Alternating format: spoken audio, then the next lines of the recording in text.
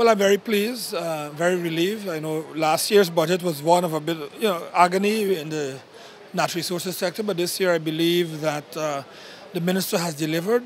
We have had extensive meetings with the various associations representing forestry, mining, etc., and he has responded. And so I'm very pleased, and the industry is going to be very pleased, particularly in the area of forestry.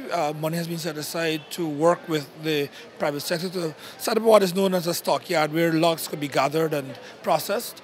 We're also going to be doing an inventory of what forest species we have in what quantities, and we are raising the tariffs on pine wood to allow the local loggers to have a greater stake in the market.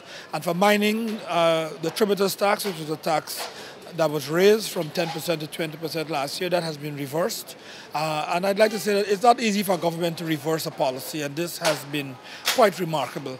And I am ecstatic. And generally, I believe that the budget is a good midterm budget. It is not meant to excite, and it is meant to stabilize, and I believe that it has delivered in that context as well. I expect that the industry itself will be ecstatic. The miners are going to be very happy because their proposals have been accepted. And even the tax benefits and the amnesty, many miners were complaining that they'd like to file their returns, but they're afraid of being penalized. And now they have 1 year almost to take care of business and clean their houses up. And this is a good gesture for them as well. I expect very heated debates. Ghana is not unique in this regard. And I just would ask that we don't, of course, get too out of hand, if I can put it that way, or put it mildly. But we expect robust debates going into Christmas. It is Christmas time, and the people of Guyana look forward to a festive time, and they would expect to see good representation from both government and opposition insofar as policies are concerned. To the citizens, as I just reiterate and to restate that this is a midterm budget. It will have both things to take care of the past and take us on the road towards the future. So we can expect much more over the next 2 years, but this helps us stabilize things and to just bring the country into a better state of readiness as we expect oil in 2020. Excellent for the workers, for the business people, generally to address the poor, the needy. It was an excellent budget, and I note that the minister took his time to ensure that he looked at what we said we would have done in 2017 to explain the challenges and to show that despite all of the challenges that we have encountered over 2015, we were still able to come out with a positive growth. And in 2018, he was still able to make several concessions for the business community, for the workers of Guyana, and also for those persons who are doing small businesses. He has shown the government's interest in ensuring we address poverty at all levels, and I believe that the budget is all encompassing. It has touched every section of our society. And if we look at where our objectives lie, then I believe that all Guyanese would agree with me that this was an excellent budget. The journey continues. I mean, we've done a lot of work in 2015, 2016, 2017, and it continues. I mean, obviously, we are now pushing out through all the programs we started, Linden and Mabura. We're doing work in Region 1, we're doing work in the Hinterland regions. Very good budget to continue our progress and hopefully to carry us right up to 2020. I am very excited on things that I have planned for you in 2018, including addressing our electricity sector. It was a very good budget. It may not have very many glowing things as people would want to expect or speak about, but I would say that we are on a journey to this good life. And, it's a country to run. So you would have good things, you will have not so good things, and so on. But I think that this budget has offered quite a lot in terms of infrastructure, in terms of education, all the sectors, for example. Even my own ministry, I'm very happy that in the budget, we have, they are taking care of building this drop-in center because, as you know, the drop-in center was burned down in Hadfield Street. And so that is a very important replacement for us. Apart from that, the sensitization and awareness programs that we are having in my ministry, looking at curbing domestic violence with the recent establishment of the domestic violence court and so on. So I think that the budget has quite a lot contained in it, and it is going to be good for Guyana. I think this has been an excellent budget presentation. I believe that this being the sort of a midterm for our first term, that what it has done is has been able to take advantage of the experiences which we've had over the first 2.5 years and put all of that together to package a set of measures that will increase the public good. What the minister has done is actually created a budget that basically is going to create better working conditions, create better conditions for business, better conditions for young people, better conditions for entrepreneurs who want to invest, in particular in the our Green State Development Plan. And most importantly, there are no new taxes in this budget. In fact, there are benefits for so many categories of persons that they will only see good in this budget. I believe that the minister has actually done an excellent review of the state of our economy, the state of the world economy, and actually places us in a situation where we position ourselves in the world and see how we proceed from there. So I think it's a very good budget, and I can see very important benefits in that budget for so many people across this country, from the young people to the very old persons. I like to say to the citizens that the budget represents an important step in the development of the country. As the minister has said, is that we have actually pledged a good life for for all the Guyanese people, and that these are important steps on that road to the good life. What he has actually said also is that the good life may mean different things to different people. It may mean a good road. It might mean a good education for your children. It might mean lights for your street. It might mean a proper house for you. And so there's a lot of money spent on the way in which we are going to promote housing development. There's a lot of money spent on the way we are going to actually move the housing sector forward. And there's a very excellent review of where we are. So that while some people say, well, it's only 6 houses or 10 houses or something like that, what you're doing is to reviewing what we are, what we have. What is important also is that the minister said that there are several thousands of persons whose names are in a system there for house lots. There are several thousands of persons who have been granted house lots but can't do anything about it. So what we're doing is to look to see how best we can actually move from a house lot to a house within a community. And so these are important elements that the budget is actually going to actually speaks to. And I want to commend the budget. I want to say to all my fellow Guyanese that this is a budget that is a representative of a caring government, the government that basically cares to you, and that we're going to do all that we can within our power to ensure that with the resources which are available to us in this country, that we provide that good life for the citizens. I thought it was a good budget given the challenges that we've had. I think people forget that in the first 2 years, the government had to put close to $32 billion into the sugar industry. So the reality is that there are limited resources, there are limited funds.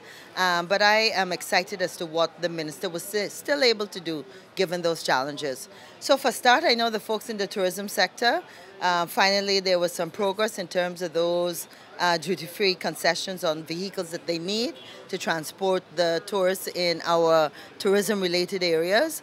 I thought it was very good too that in terms of some of the tax benefits, there are quite a few in there for a range of people.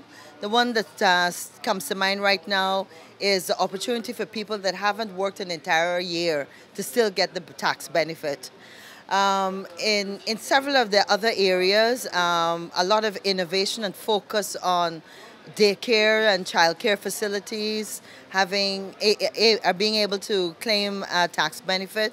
Also for the for businesses that are targeting individuals that have any kind of disability. I think that's an area that he mentioned that quite often in Ghana, we still have buildings with no facilities for the differently abled, so I thought that was very important. I think overall, and of course we were able to give a benefit, an increase in the rate of the pension. I know many people will think that that was not a lot, but the reality is that in the last 2 years, pensions have gone up 49%.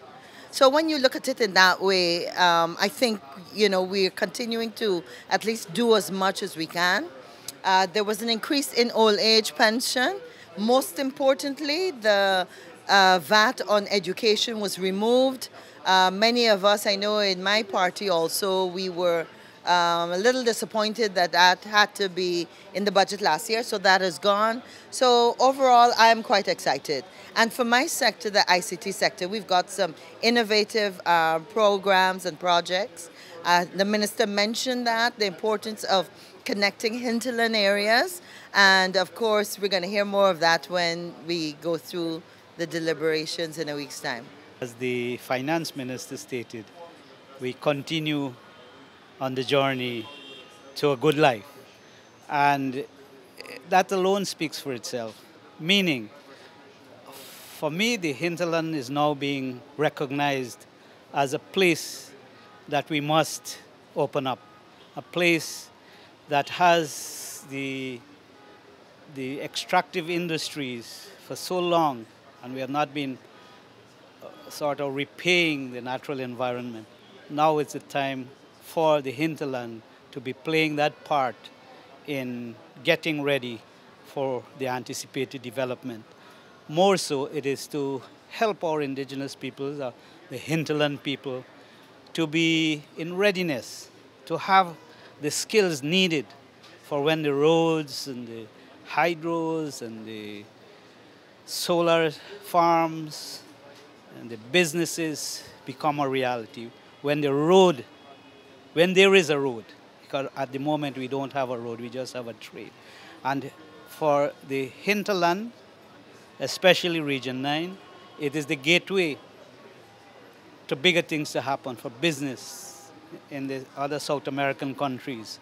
So I am very pleased that the Ministry of Indigenous Peoples Affairs has gotten a budget that is going to start the whole process of the involvement of the hinterland people in the development of this nation.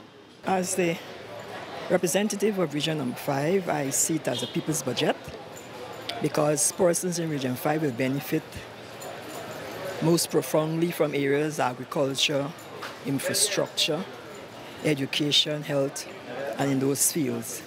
Last year when the budget was being presented, persons saw a lot of tax payments, and this year it with a vast difference because we knew that having gone through that in 2017, it would not have been so in 2018. So I think that the minister have delivered. It's a people's budget. Persons will be happy with all that took place today and what will be taking place in 2018. I'm very happy about Budget 2018.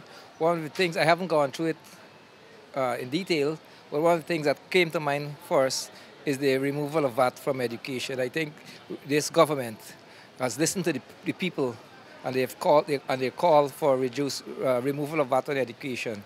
And this is what we've done. I'm sure that the people will be satisfied, at least with this measure at this time. My take on budget presentation, as I told the residents of my region, which I'm responsible for, that Budget 2018 will be a budget which will change the lives of all Guyanese. And I know that my region will benefit all by doing something. Infrastructure, agriculture, in every area, yes, we will benefit. I think it was a characteristically meticulous and thorough presentation by Finance Minister Jordan, and he's attempted to spell out as best as he could the measures that need to be taken to get where we want to go. And I think that it's an optimistic budget. but I think that the goals are achievable and we have to work hard to get them done. Generally though, the whole budget, it speaks to benefiting small businesses. It speaks to job creation. It speaks to putting money into areas that can benefit like the country as a whole. And that is something that we need to look at more often. And in a broader sense, I honestly believe that it's a very good budget. What we have a difficulty or may have a difficulty with is implementing all that is there. People are complaining about new cars or cars that are 4 years and older. The excise tax, I think, has been removed completely from some of these vehicles. So on an overall, in 2.5 years, it is, to me, a budget that speaks volumes. It says we're going somewhere. It says that for whatever reason you may or may not like the budget, it's still a budget that benefits the people generally and the country. Budget 2080, if you can see I'm smiling. That means, with regards to the Ministry of Indigenous Peoples Affairs, we manage, we were given allocations for several really great projects to empower the indigenous people, of course, financially. The indigenous people need to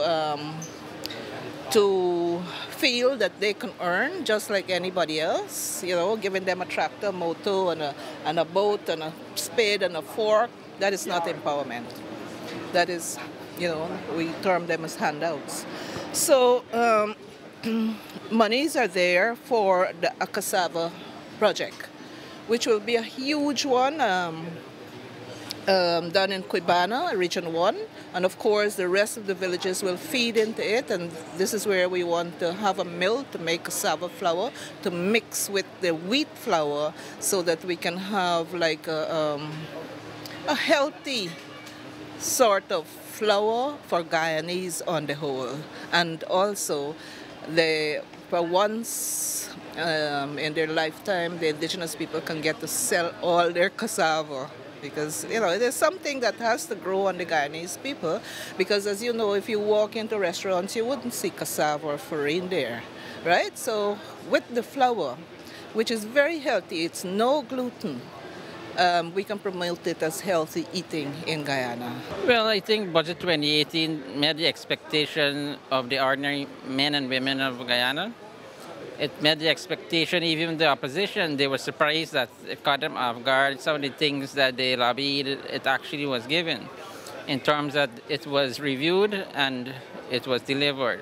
So I think Budget 2018 is a very good budget, and when implemented, the full impact will be felt by the people of this country, and they will feel part of the economy in terms of this good life. I have absolutely no trouble with the budget. I like the measures the Minister of Finance would have rolled out. You know, some of the issues or the measures that were implemented for Budget 2017. You have seen that, you know, we were able to make some amount of amendments to those measures. So I think, you know, Budget 2018, the good life, a journey to a good life continues, you know. That's the main theme, and I know that this budget is in good hands. My initial thoughts are that the Minister of Finance and his team deserve the highest commendation for having produced what is another excellent budget. This budget is an investment in development. It's an investment that will lead to prosperity. It's a budget that will capitalize on the potential or natural potential to lead to prosperity and to people's development. The considerable investment of $261 billion being pumped into the economy will lead to an upsurge in business activity. It will provide considerable stimulus to our economy. It will provide hope. It will provide jobs. This budget invests heavily in our people and in our development process. I'm happy that it was presented at last and that we were able to get some measures. One of the measures that I really like is pertaining to the remote area incentive that will be given to the Hinterland teachers. The 80% I think is very, very good, from 7,000 to 12,600. I know the Hinterland teachers will be very happy and it will help them living in those remote areas. You know how difficult it is. The cost of living is very high. So I am happy that they were able to get that this year. Well, I'm happy that they did treat a social cohesion as well as youth and particularly culture separately, in the sense that they were catered for, and I'm happy for that. Budget 2018 would have been the best budget we've presented, and therefore I look forward to budget 2019 even being better. What's good about budget 2018 is that it touched on youths, adults, the age, and it also had great givings in terms of infrastructure, agriculture. I am from Region 10 with particular responsibility for the sub-region, Berbice River, and we note carefully that budget 2018 would have been giving a lot to this region in terms of the agriculture in that sub-region. So all in all, everyone can benefit from budget 2018. I am an educator, and it is noted that the relief in terms of education was there. I, for one, would have been totally disappointed if that wasn't there. So budget 2018, we could not have asked for better. Perfect budget. Well, first of all, I want to say I'm extremely pleased with the budget. It's a people-friendly budget. It speaks about the continuing of a good journey, and I'm really pleased with the education part of it. You know, we're talking about working in technical and vocational education. We're talking about doing a lot more in the hinterland. We're talking about removal of VAT and private education. So there are lots of things in the budget that I think are good, that are people-friendly, that meet the ordinary people. And so I think it was a really excellent budget. I think out of the other two budgets, I think this is one of the best budgets. I enjoy the minister very, very much today, especially in some of the programs he put forward for the interior area. Also in terms of small business, the $100 million revolving fund which will be established to help small business. It will be a great, great thing for the people in Guyana, especially the youths who are now establishing a small business. I need to really go through it with a fine-teeth comb to really have a clear understanding of it. But I know fully well from what he had said, a lot of things that he'll be putting in place will be good for Guyana. I don't know how the opposition will shoot this one down, because this is the best budget since we are in government. Well, as you know, this is indeed impromptu, but what I can say is that Budget 2018 primarily speaks to the continuation of what government has endeavored to do, which is to provide a good life for all Guyanese. And I believe you will agree with me that development is a continuous process, and this is what Budget 28 aims to achieve, the good life for all Guyanese, and it continues what the government has started in 2015. So what I'm happy about too, what Budget 2018 exemplifies is that this is a government that cares for the people and listens to the demands of the people. And what the removal of the VAT on education is tantamount to that regard. The people had expressed their views with regards to what is it that they would like to see happen in 2018, and government has complied. And that confirms that we are a government of the people. We listen to the needs of the people, and we try our utmost to satisfy those needs. And I believe Budget 2018 has done that. I think it was an extremely good budget, well thought out. There's no eye water there at all. It has made the common man. It caters for everybody, from the elderly all through the life cycles. In terms of VAT, you know, we talk about education and private education and VAT, and that has been taken off. So I think it's really very good for the common man, and I look forward to the debates and the budget being passed so that we can able to get on to our development. It's a very challenging budget. It did the best in the circumstances. As you know, a major industry of ours is no longer contributing in any meaningful way. And in fact, it's drawing heavily on the resources of the Treasury. And so one has to settle for what's the second best solution as we try to put this industry back on its footing Unfortunately, it's one of those industries that is too big to fail. So it's not going to take like a cake shop that you can turn it around in a couple of days. This is going to take years to turn around, and meanwhile you have to support the industry, really. But I think it's the best done in the circumstances, and you could see everybody got something. All the regions in Guyana, lots of communities, low-income people, private sector. I hope they're smiling. Hope they're smiling now. You know. So I think generally it's meant to favor by labor. You know, I'm very happy for people who finally will be able to get back their taxes. Throughout, you will hear me discussing communities in far-flung areas, in near areas, in peri-urban areas, benefiting whether it's from housing, new water, new electricity, new light. You know, this is what this government's all about. We were elected on a platform of helping people and bringing them together, and that's what it seeks to do, continue our work in that area. This is the best people's budget I have seen for a long time. It went down to the grassroots. It addressed the issues that the communities would want politicians to address. And therefore, I think in terms of size, wow, it's a $267 billion budget. It is, in terms of what you're saying, the biggest budget, yes. But how does it go down to the people in the grassroots, in the communities? That is what interests me as a politician.